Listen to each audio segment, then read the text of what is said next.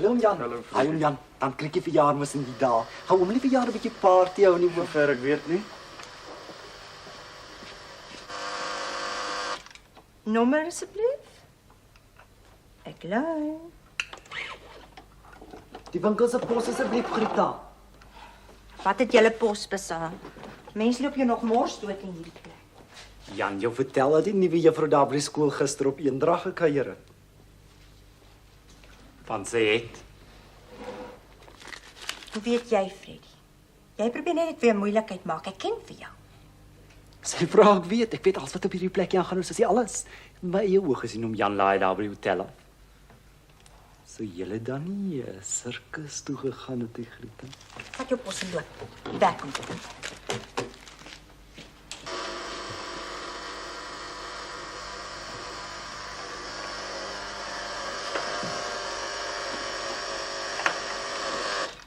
Nommer asseblief?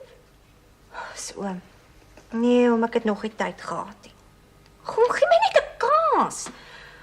Ja, goed oom. Ja, ek sal dit dadelik doen.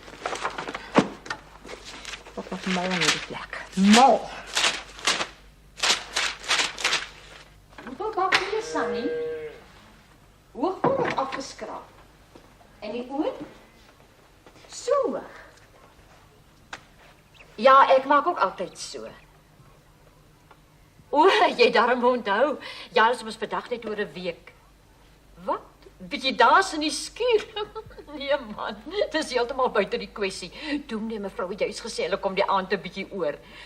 Nou ja dan, of wag sê vir my, moet die eiers apart geklits word of Maar ek kan ander dag verder resepte gesels. kyk hoe onbeskof. Ek het die foon nodig, matering.